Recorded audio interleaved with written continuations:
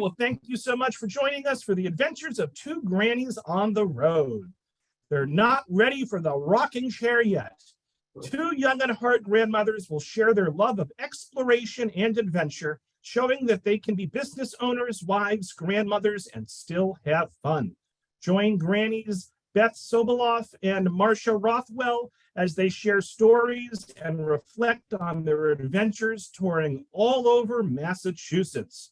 Whether it's a restaurant, a statue, a historic building, a library, a museum, art, llamas, farms, mountains, or the sea, they have visited it all and have gotten to know the people who live there. So we're going to come hear their story about how they've reinvented themselves later in life and are living their retirement years to the fullest.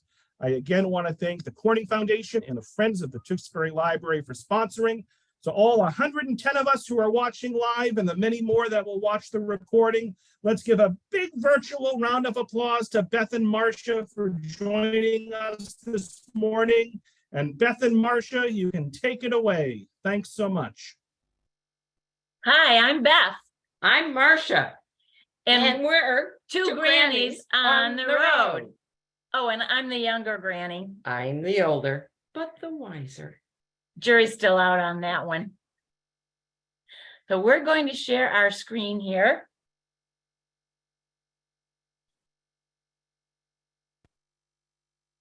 Okay.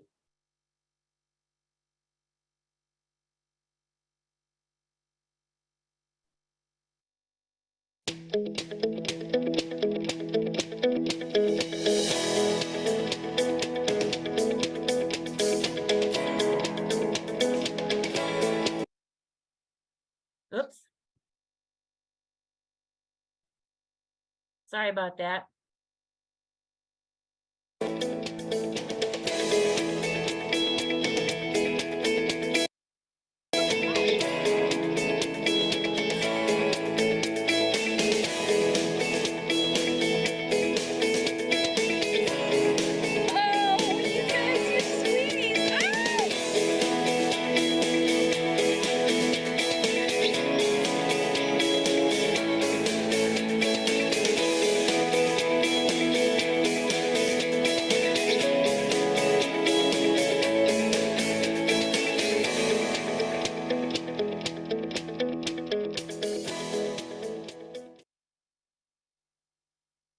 So that was just our little introductory video that we have on YouTube. I'm going to start by giving you some of the background of how Two Grannies on the Road all started. Well, it actually started back in 2010, and I had been in business for myself at that point for about 8 years. I had a web design business, or still have actually. And so for that 8 years, I hadn't had a vacation, and I was a single mother. And my youngest son was graduating from college. And so I was going to really be an empty nester. And I was just bemoaning the fact that I never got to travel across the country in an RV with the kids the way I wanted to. And oh, poor me. And then I realized, you know what? I have a business that I could actually do from anywhere. So maybe I could figure out a way to travel and work at the same time. So I wouldn't have to try to, find a way to take 3 months off of my business. I could do both. And so how would I do that? Well, started thinking about ideas, and I thought, well, I wouldn't want to go alone. That wouldn't be any fun. Who could I take with me? And I thought of a friend of mine, Jenny Jess, who was also single, and she was a graphic designer, so she could do that from really anywhere. And we were great friends. We had a lot of fun together. So I thought, oh, I bet she'd be up for an adventure like that. And then the name came to me, Two Grannies on the Road. So we started making plans about how we could make this all work. She created a logo, which you can see on our shirts. And I created a website, and we started sending out proposals to big companies like American Express and Winnebago, and working on getting sponsorships so that we could actually spend the time and travel. We had all kinds of plans. We even got an itinerary to go across the country. We were going to go in the wintertime, get out of New England, go south to Florida, and then go west and travel as we went, meet with business people. do seminars on how to create online and offline marketing to grow your business. We had it all figured out. And well, the dollars did not roll in. So we never really did the full trip. We started, we were trying to promote it. We were doing networking, doing a lot of things, and then trying to figure out, well, okay, so what else, how else could we do this? So our first pivot was, we said, you know what, traveling locally is still travel. We don't have to do a big cross country trip. And at the time, we had a lot of friends who were reaching retirement, and some people were getting laid off from their corporate jobs that they'd had for 40 years before they were ready to retire.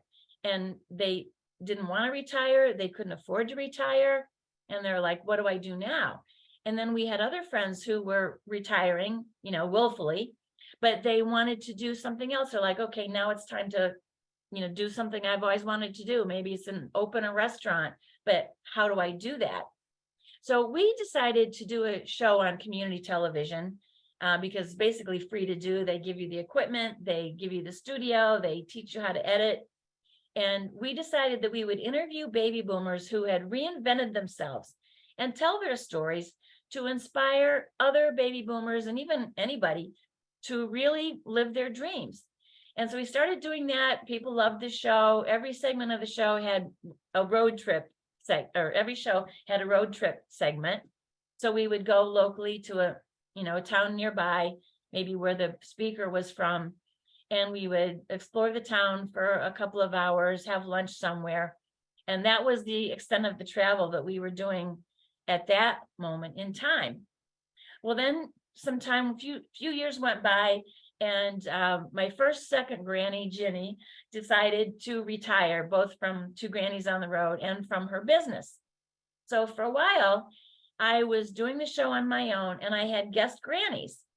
And they would go, do one or two shows here or there with me, or I would do shows alone. And sometimes my son would actually film for me. So we were continuing to interview baby boomers who had reinvented themselves. And one of them was a woman I had met through networking, Debbie Phelan, and she lived in Plymouth, where I do. And she was a retired optician who had started a candy making business in her basement. So she went on a couple of trips with me. And then I said one day, you know what? I think we should visit every city and town in Massachusetts. And she said, great. And I want to be the other granny. So she became the second granny. Does that sound right? And we did other things besides just visiting towns in Massachusetts. We did something that we called Quest for the Best, where we went to 6 different restaurants and got clam chowder, and we tested them and decided which was the best clam chowder. We did the same thing with lobster rolls and cannolis. It's a tough job. Somebody's got to do it. We took it on. We also did something called What's Good Here, where we would go to local businesses and highlight those businesses. We do a little interview with them. What is your business about? What are your operating hours? What are your products and services? And we did a lot of that around the Plymouth area because we were small business owners, and we really want to support other small business owners in any way that we can. And so we did some short clips, not full shows, on local businesses. We even did a small business Saturday and those kinds of. So those are the kinds of things we did besides just travel. Then after that was when we started the pivot number 3, let's visit every city and town in Massachusetts. Now we're actually 54 down and 298 to go. Yeah, there's 300. Something like that. Yeah. 290, something like that. Close maybe. All right. Then we started doing that, and lo and behold, Debbie decided to retire and move to Florida to be near her daughter. And then, of course, well, before that, COVID kind of disrupted things. So we didn't travel very much for about a year and a half. It was very limited. Then last spring, Debbie moved down to Florida, So again, I was out without a second granny. And then I met Marcia at a luncheon, a women's luncheon that we had. And you can take it away from there. Well, first of all, I'm always interested that the two retired. I get very suspicious. You know, I've never met them. I hear about them, I see their pictures, but you know, they both disappeared out of the area. So if anybody knows where they are, let me know. Don't check my freezer. Anyhow, it's been a great experience, going all over the place. And as you can see, just these pictures, you'll see more to come, that it's been an exciting time. So tell what you do. Oh, my job is I go on Facebook and whatever town we're going to. We went to Gloucester just recently. I would go to the Gloucester page on Facebook, not page, what is it? Forum. On Ask. Tell them we're two grannies, we're on community TV. What are your best restaurants? What are your, what would you recommend? We see what's the historic events in your town, and also 3 things that you think is special. And we get loads of results. 100 to 200 people respond what we should do when we're there. Oh, and I forgot, we always have to ask where the best ice cream is. Oh, absolutely. Yes. So I do that, and then I call when I see how many. Let's go back a second. Sorry about that. First, I find out what people recommend, and when I keep seeing the same places over and over again, that is how we decide where we go. And it isn't going online and just checking out all the tourist things. It's checking many little things that the community thinks are special about their place. And we end up finding out that there's many things even some of the town folks do not know. And after I find that out, make a list, I start calling people and asking if we can come at a certain time and if we can interview and film. And then we get the appointments, and then we get ready to go. And off we go. We do all of our own filming. We do all of our own editing, everything. She does all the editing. I do not do the editing. So we always say that we're eating our way through Massachusetts. Feels that way sometimes.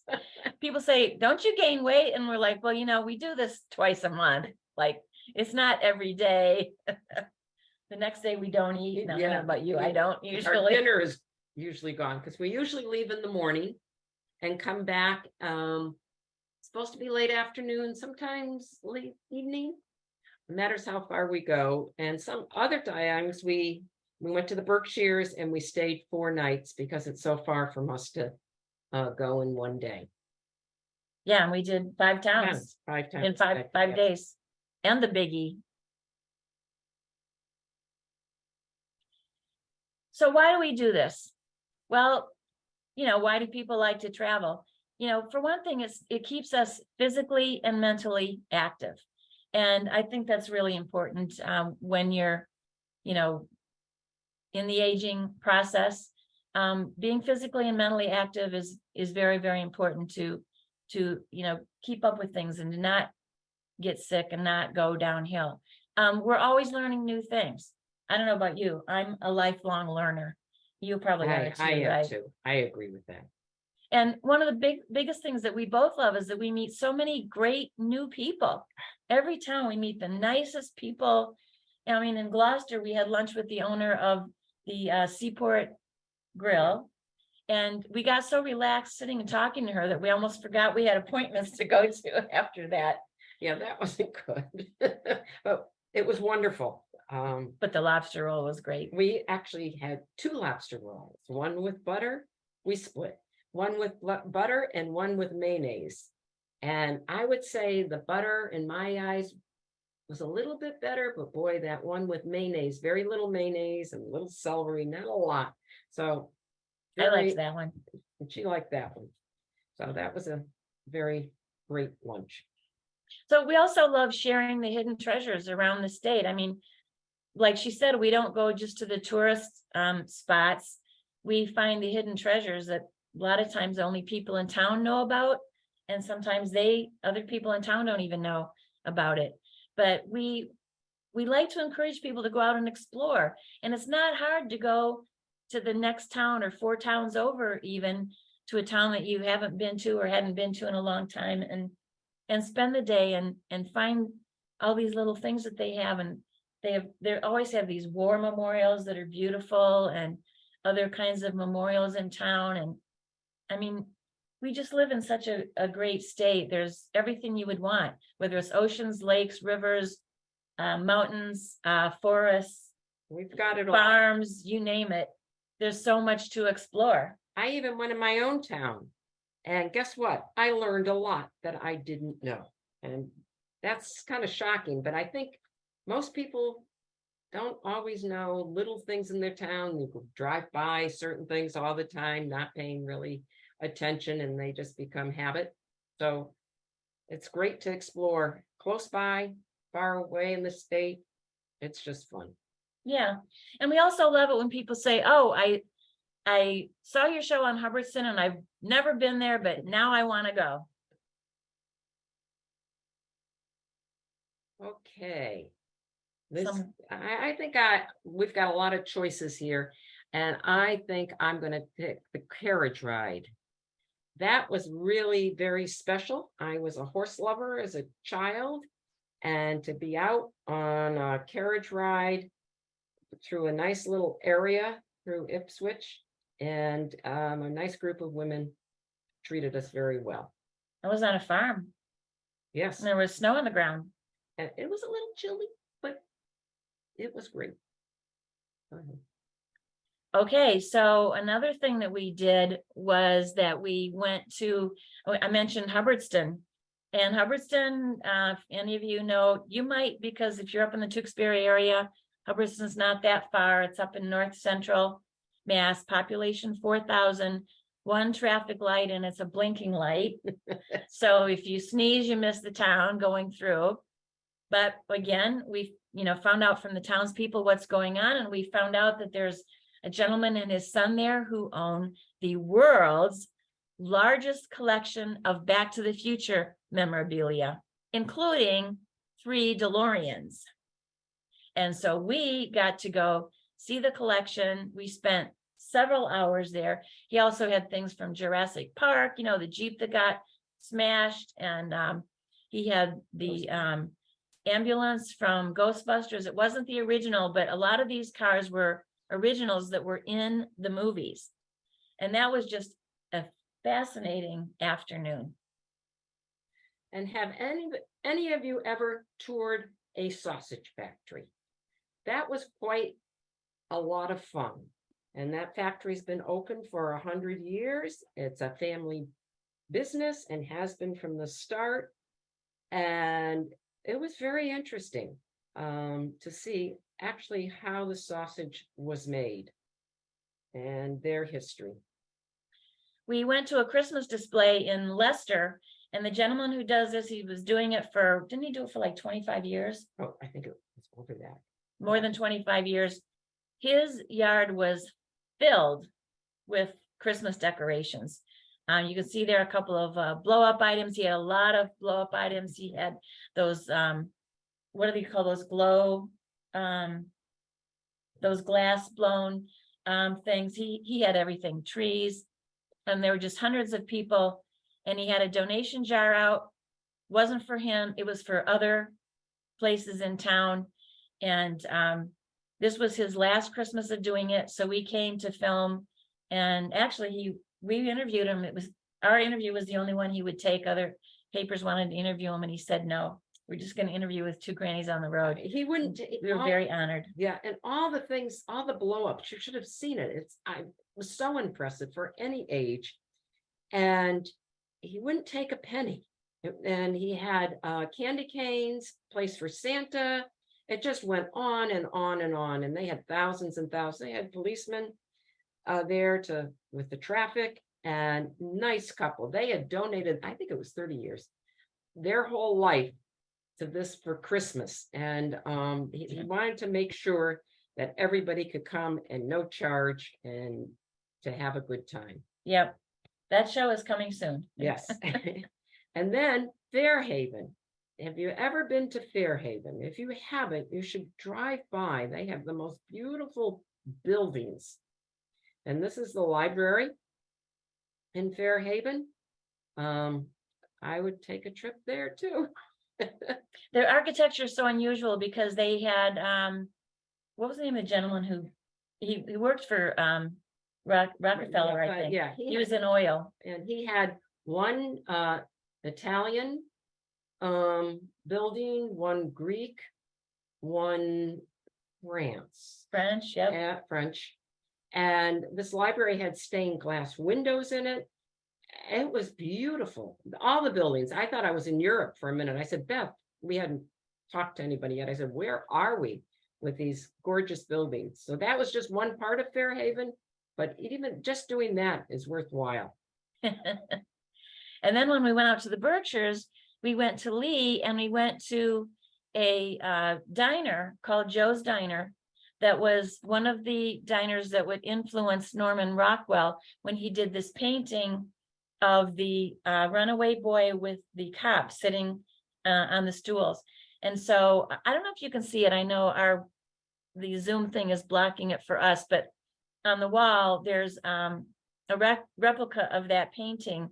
And so we thought we'd replicate it and sit on the stools next to each other. And then next to that, there's another picture of years and years later when the same cop and the little boy who was now a grown-up came back and sat on the stools and had their picture taken. And there was 2 or 3 men that were in there, and the little boy was in there the day before. He's in his 90s, and they were teasing him because he had a yellow shirt on that day, and they said, you just can't get away from that yellow shirt.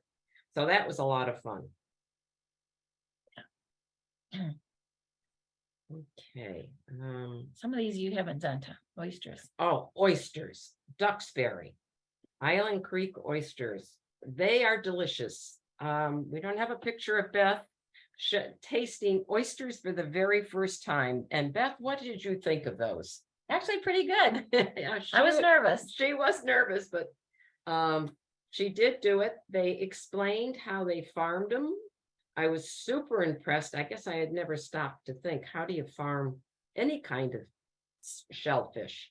And they had 2 floors of different test tubes for the algae and the fungi and I don't remember everything that they were testing, but it was quite a process before anything happened.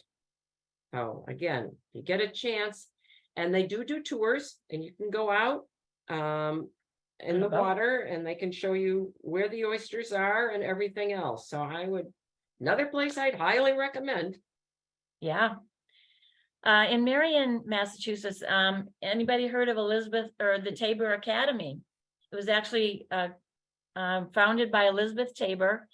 She was very wealthy, lived in Marion, and she gave a lot of money to the community to build various buildings, including a music hall. And in 2019, when it was the 100th anniversary of the 19th Amendment, women's right to vote, a lot of communities, including some South Coast communities, were wanting to do things to honor a woman from their history who had done something to really contribute to the town. And Marion decided to have this statue made of Elizabeth Tabor. And it's in a little park. It's like she's sitting on a bench there. And I just love that statue. So I got to go there when they had the unveiling of the statue. That was really special. The Crane Estates in Ipswich, that's another place. It is absolutely beautiful. It's hard to even describe just the outside, the inside.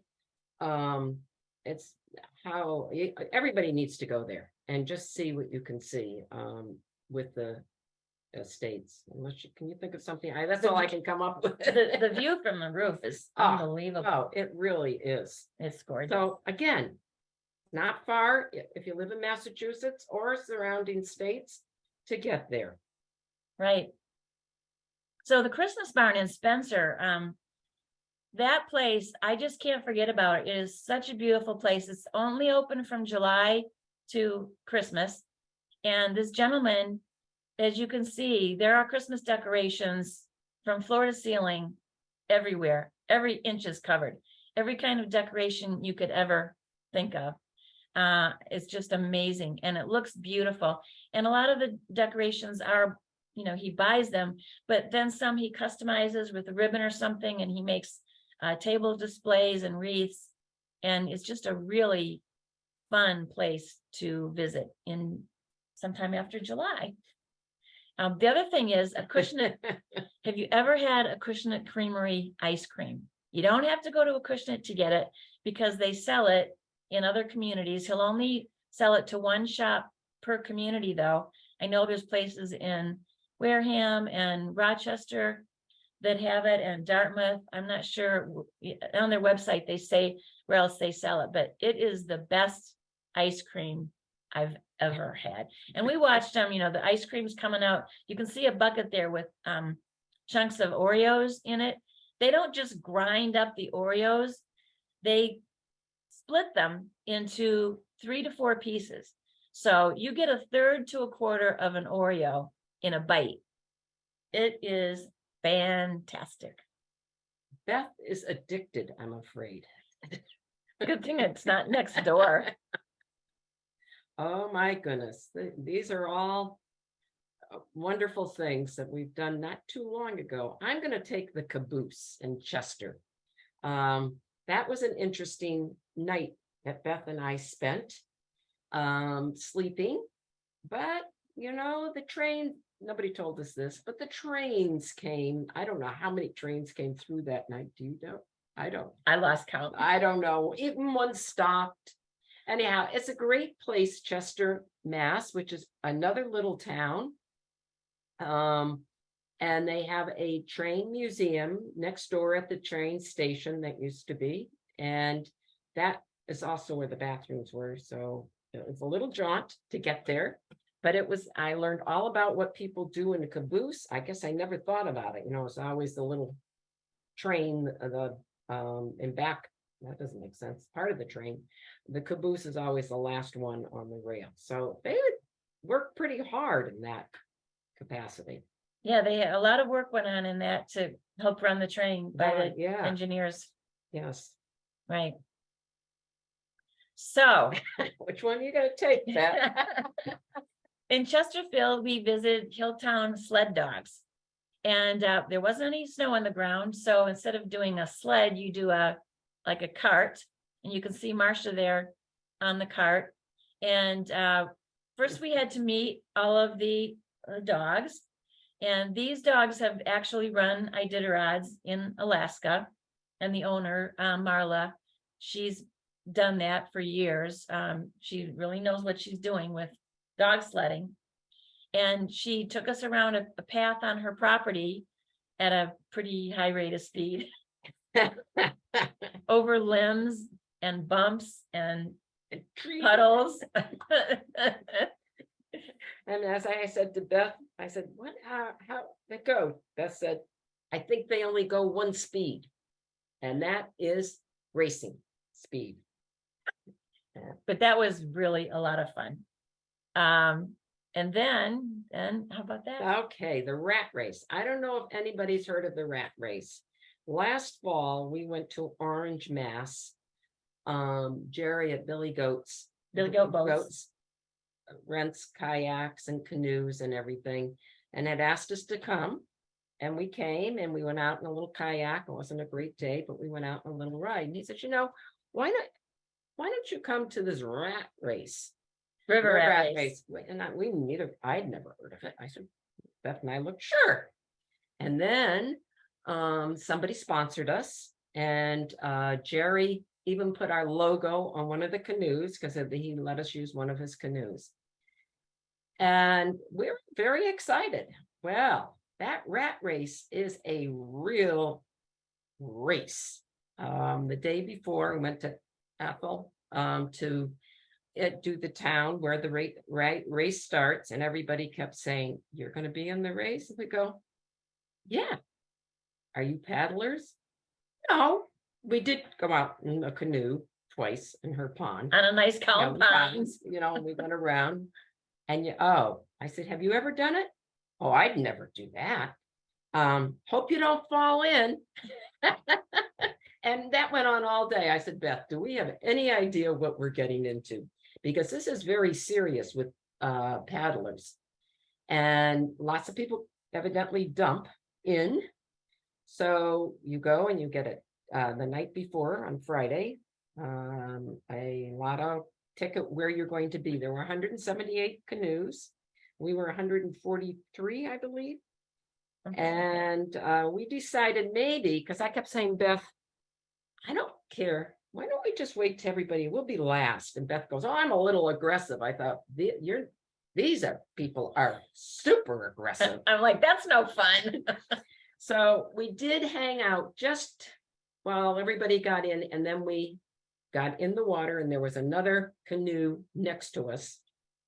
And we had really just gotten the canoe in, and they went, and I didn't see it happen. I think Beth saw that somebody dropped a paddle or something. They leaned over, their canoe went on our canoe, and they went over. And for a second or two, we thought we were going to go, but we didn't. And it's a long story, but it was quite a ride. It's 6 miles, and we did come in last. But I'm very proud of us. We were also told we made it in an hour and a half, that was good timing. And we had 2 or 3 things that we weren't sure where we were going a couple of times. Sometimes the wind turned us around, but we did not tip over, and we did see other people. So ever get a chance, go on the rat race, or at least go watch it. We finished and we were You dry. die. What can I say? Okay. So here's just some kind of press clips of shows that we've been on, or we've been on Channel 4, Channel 7 in Providence, Channel 10, Channel 6, in a bunch of local newspapers, also Boston Globe, New Bedford Standard Times, and WBUR. And I mean, the reason I think that's good is because the more people, how you see somebody and they do something that you want to do, but you don't think you can do. And then you see somebody else do it and you're like, hey, if they can do it, I can do it. And I think that's one of the things we're really going for is, hey, if people see that these, 2 old ladies are really, What was that? especially you, 2 ladies are really having fun and, living life to the fullest and not letting the aging process stop us from doing things that we really want to do. I think it, helps other people. So I think that's important to us. I think I would, Beth, I was not involved with the AARP, but I would like Beth to talk about her son, who is with me, what his dream is. He's not a grandpa, but I Not think it's hardly. important about aging and diabetes. Would you explain? Well, yeah. So, I mean, our mission this year is kind of threefold. We want to inspire other people to pursue their dreams at any age. You're never too old. We also want to debunk ageism because it really is a thing. We've seen it. And, I think, baby boomers and above, and even younger than baby boomers, as you're aging, you might start to feel like, hey, you're irrelevant, or people think you're irrelevant, or they make fun of you because you can't, text on your phone at 90 miles an hour. But you know what? We are still relevant. We're still very much useful and part of society. And I think there are a lot of things that would fall apart if baby boomers weren't, on town committees and things of that nature. That I see so many things that are being run by, by senior citizens. And I think integrating with younger generations is a really important thing to do. And so we like to talk about that. We're also encouraging healthy aging. We did a thing recently with One Mighty Mill, which is a mill in Lynn that gets organic grain, and they stone grind it. So they leave the whole grain intact. The germ and everything is part of it. So you have the nutrition that gets stripped out when normally when flour is or wheat is processed into flour, and it makes it much more healthy. So we'd like to talk about those things. And my son is a type 1 diabetic. He was diagnosed when he was 21 years old. And he's been a trainer for the last 18, 19 years. And he opened up a gym in Norwell called Type 1 Fitness. And obviously, staying fit is, and just moving is a big part of aging healthy. Because, if you don't move it, you can't move it. Yeah, move it or lose it. And so we went to his gym a couple months ago, and we did a video, and he talked about, the importance of continuing to move as you age. They're saying that sitting is the new smoking. And, I have that problem because I sit behind a computer all day. I still do websites.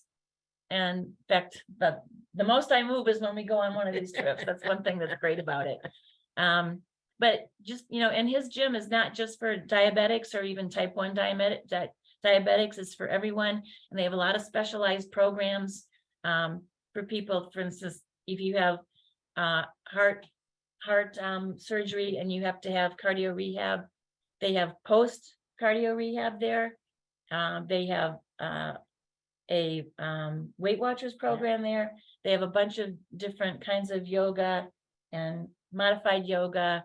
And the point really is not that gym, but it's just the point that it's important for us to keep moving. Right. I think that's very important, but I also think what's important about his gym, it's a gym, but being different cardiac or diabetes, has lectures.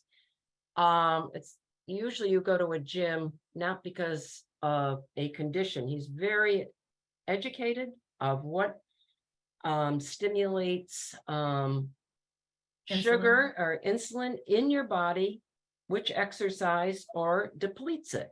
And I didn't know anything about it. I was just fascinated by that. So I'm hoping that it's a trend that people that have blank might go to certain places, not that the other people can't, but they be specialized in what may be issue. Maybe arthritis would be one, and all the different things. So I thought it was fascinating. And of course it was Beth's son too. Can you tell she's a retired nurse? So if you'd like to join our adventures, follow along with us on social media. We have a website, twogranniesontheroad.com. We're on Facebook. Again, just go to Facebook and look up Two Grannies on the Road. Instagram, it's the number 2 Grannies. And on YouTube, we put all of our shows on YouTube. So what we're always looking for partnerships or sponsorships. The more we are able to have shows sponsored, the more we can travel and the more we can put out free videos. So we've had a lot of different small businesses sponsor a show, and that's really fun for us. You could also actually just go to Venmo and go to Two Grannies. We have a gas bucket that we take when we do live events. I don't know if you can see it, but it's got gas money, 2 Grannies. I mean, that, gas, and a lot of people are very generous with the food, but we don't expect that. So we need to pay for what we eat.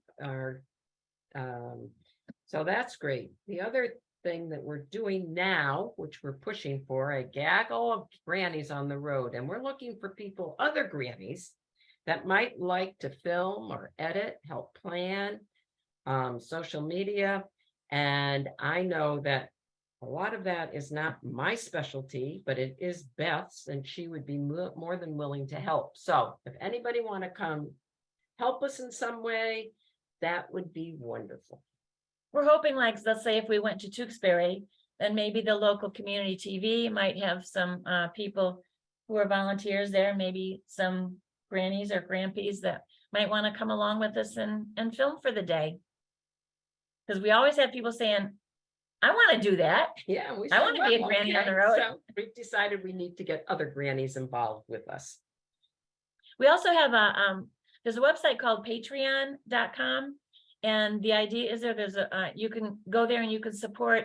A lot of them are creators, like they're artists and they're people who do videography and things like we do. And you can offer something to people in exchange for them supporting you. So for $5 a month, if you become a patron, you get the full interviews, because when we do a show, it's half an hour. It has to be half an hour for community television. And we do half an hour for YouTube too, because people don't want to watch an hour. And sometimes we have an hour and a half worth of footage from a visit, and especially like the historical society stuff a lot of times, or like the oyster farm where we're showing a process of how something gets made. Those become longer. So for $5 a month, somebody can become a patron and get to see the full interviews. So those are just some ways that if you would like to support us, we would absolutely love it. And we do have, we better not say, we have an upcoming partnership that should be fun. Right. Right. And that's it. If anybody has any questions, we would love to take them. I'm going to stop sharing my screen. Great. So folks, let's give Beth and Marcia a big virtual round of applause for a really fun presentation. And that's interesting. So if there are any grannies in the audience that might want to help Beth and Marcia out, I'll make sure to include their Facebook page and contact information in the follow-up email. But let me read some of these comments and questions. So Deirdre says, as a senior, I really appreciate the attitudes of these two grannies. You go, girls. right. Joyce and Pat also have some affirmative comments. Anne says, these are always, so this was very fun and interesting. Anne says, where was the sausage factory? And do they do tours for the general public? I'm not sure that they do. It was in Dartmouth, Mass. I don't, yeah, the owner gave us a tour through. I don't think it's a general thing. Food factories have to be very careful. You know, we had to wear gowns and, Cover our feet, have and the whole hair thing, and all that. and we didn't touch anything. So I don't think it is. So you have to watch our show. Okay, that's it. Elaine says this would be a great presentation for senior centers planning travel tips. Do you two ever present to senior centers? Absolutely. Yes, we do. Anonymous attendee asks, do either of you have grandkids? And if so, do you plan to involve grandkids on your future trips? Sorry, you kind of broke up. Can you Sorry. So we involve our either grandkids? Yep. Do you ever involve your grandchildren on your trips? We haven't. I did once. I went to Yarmouth when it was the second granny. And it was a day that I happened to have the grandkids, and we took them to lunch, and we went to the pirate museum, and we went to a water park. But normally that's not it. A lot of times we're doing it when the kids are in school. But some of my grandkids have very strong feelings about what we should be doing. Pat wants to know, do you use travel websites? And if so, what ones do you recommend? No, we do not use travel sites. We use the community to tell us where we should go and what we should see. So speaking of that, Marcia, Mariette would like to know, how do you find community forums on Facebook? Are they public or private? A little of both. You just type in the name of the town, and they'll come a list. Now you do have to apply. And most of them want us to. Occasionally we'll get rejected, but most of the time, people are eager. Some of the forums don't want you to join as a page. So for instance, we were in Needham recently and I had to join as an individual, which makes it hard because then we can't both see what all the suggestions are. And it's harder to share our videos and all that, because after we go to a town, then we share the videos. We'll do like snippets of videos every day afterwards for a week or so, that we share in the town forum. And it's harder to do if we haven't joined as Two Grannies on the Road. But most of the time when we explain, we're doing a show and we want to ask people's advice, we're not selling anything. They do let us join. And then not every So town Beth and has one. Marcia, right, when you folks make your way up to Tewksbury, let me know and we can put something on the library's Facebook page and get you some recommendations. You'll definitely want to visit Donna's Donuts, all right? One of the best donut shops in Massachusetts. Okay? Wow, okay. It has my stamp of approval anyway. So an anonymous attendee asks, do you ever use drones to take photographs? No. No. Yeah. We don't have access to a drone. Yep. I've used Judith, GoPro. Yeah, there you go. GoPro, yes. Judith asks, do you try to connect with local high schools or colleges for their students to provide you with audio, video support? We tried locally high schools. I did send an email once to a college professor. I think it was at Emerson, and didn't get a response, but I think we need to try a little bit more of that.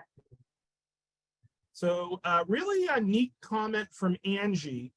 Angie writes, I'm trying to roller skate in all 50 states by the time I turn, by the time I turn 50, which is next year. Oh, wow. I started this during the pandemic. She has an Instagram page at skate this, let me get this right, skate the states _ So I'll put that in the chat. But anyway, she's fascinated by your journey. She hasn't, but Angie, let us know how many you've already skated in. I know you only have 1 year to go. She says, I especially like how you plan out your trips and call before heading out. That's something I can do better. Most people receive me warmly. They would probably be more receptive if I called ahead. Have you ever encountered anyone who wasn't very welcoming on your visit, or has everyone been hospitable for the most part? Well, I can't say that anybody has ever been rude, but some people do not like to get filmed or edited. I mean, filmed. So Interviewed. I can't find the words. Interviewed. So that I have had rejections. Yeah. And but they still let us come. I mean, we go and we also but normally people are very happy to have us come. A lot of times they got to make sure the owner agrees with it, and a lot of times the owners come. So I would say nobody's rude. We did have one slam, I think, and said we were a scam, but everybody's always very open. Good. So folks, we're going to start to wind down. We've got about 5 minutes left. If you have any additional comments or questions, now is the time. Angie also wants to know more about your sponsorships. How do you go about getting sponsors? Was that like a one-time thing, or do you have consistent sponsors? We've had quite a few sponsors of shows. We do. It's very easy and inexpensive for a small business to sponsor a show. For $200 they can. So we'll approach people sometimes when we're in town, like interviewing them. We have a sponsorship sheet that gives them 3 or 4 different ways that they can support us if they would like to. And we've had people just hand us money, cash, or they sponsor the show and they send us the logo. We put the logo on our website. We say at the beginning of the show is sponsored by you know, Billy Goat Boats, Yeah. and, Mhm. you know, put their contact information. You know, and we have the partnership that we're going to have soon, announcing soon, is going to buy us gas for the summer and Yep. organic snacks. So Yeah, and they came to us. We didn't even approach them at all. Yeah. Which is very exciting to have people start to approach us without Yeah. asking, because asking for money is not our aim, but we do have to be nice if we could. And One Mighty Mill contacted us through social media, because I've posted before about how great their stuff is. And they said, hey, if we send you a box of goodies, would you do a post? And we're like, absolutely. And we ate them all. You No, it's- two are social media influencers. That's great. Oh Influencers. boy, you're the second one recently. And a lot of times if we see something like grains or something and we go somewhere else, we'll say, you might want to think about this, or maybe have you contacted this? So hopefully we can help other people too. Jackie says this was very interesting. Thank you. Judy says great and exciting presentation. Joyce says this was fun. Mariette says really fun program. Shinwei agrees with me about Donna's Donuts. Okay, she says they're the best. And Shinwei says, way to go, Grannies on the road. Fun presentation, really exciting. Angie, who's our roller skater, says she's roller skated in 24 states so far. She has 3 multi-state trips planned this summer. She's also recently skated in Canada, Honduras, and Mexico. Wow. She did have to take a 7-month hiatus recently, which slowed her down, but she is now on a mission. Wow, that's Let us so know. impressive. Let us know how it goes. Also, you know, you can ask if you'd like to see our shows in your local community television. You can call the community TV and you can ask them to see our show, and they can download it. There's a whole system, I think they call it Mass Access, that when we do a show, Plymouth Area Community TV uploads it to this system, and any other community TV stations have access. So we're in over 30 communities, and we're in other states, Texas, Colorado, Pennsylvania. So very cool, very cool. Yeah, I'm familiar with what you're talking about. That's excellent. So Pat says thank you. Patricia says super fun session. Wishing you continued success in your travels. We have 2 last questions. Judith wants to know, do you have a list of which towns you have yet to visit in Massachusetts? Sounds like it'll be a long list, but I'm sure you must have one. So again, let us know when you're going to be up in our neck of the woods, Beth and Marcia, and I can help you out, not just with Tewksbury, but also with Wilmington, Billerica, some of the other surrounding communities. I have plenty of suggestions. And finally, a good question to end on. An anonymous attendee asks, where will your next travel take you? So what is next for Beth and Marcia? Where are we visiting next? Falmouth, Mass. And do we know what we're doing yet? Or are we still in the planning stages? We're still kind of planning. I've got a list, but I don't want to say because I haven't called anybody yet. And well, we're going to go down to Woods Hole, that we will do. and there's a lighthouse there that we'll visit. I don't know if we'll be able to go inside, but we've already got the ice cream scoped out. Yeah, we've got very important breakfast and lunch, and I've got, in fact, I just brought it over because we're at Beth's house and went over it with Beth before I start calling people and thing, because there's a lot to do in that town. I had a written page of at least, well, I won't tell you, line by line and even double of restaurants, just that alone. But the ones we picked were the ones that people kept saying, you got to go there, you got to go there. So that's how we picked them. We're also going to go out to the Berkshires again this fall for 4 or 5 days. So we know we're doing that. We know we'll go back to the hill towns. We're trying to get everywhere in the state. Really, the South Coast is probably the area we've done the most, but we want to get out to North Central Mass and up the Tewksbury way. So there's a good chance we'll visit some of those towns soon. Great. Well, if you like Italian food, Tewksbury is like the capital of Italian restaurants. We have 5 Italian restaurants in Tewksbury, Wow. so and they're all very good. But we have lots of great things to see here in Tewksbury. We have the wonderful Public Health Museum, and quite a bit of sightseeing you can do here. The public. We also, one of our claims to fame, technically Market Basket was founded next door in Lowell, but we are the corporate headquarters of Market Basket, and we have 2 Market Basket locations. So we have that going for us too. But anyway, we're coming up on 11:30, so we'll wrap it up. Folks, let's give Beth and Marcia another big virtual round of applause for a wonderful presentation. Look for an email from me tomorrow. For those who are watching live, look for an email tomorrow with the recording, a feedback survey, and information about some other virtual armchair travel presentations. I again want to thank the Friends of the Tewksbury Library and the Corning Foundation for co-sponsoring today's event. And Beth and Marcia, do you have any last words? Anything else you want to plug or say? Just keep on moving and go see Massachusetts. It's a great state. If we can do it, so can you. All right, that's a good attitude to have, a good message. So thank you all so much, and I hope everyone enjoys the rest of their day. Thanks again. Thank Thank you. you. Bye. Bye.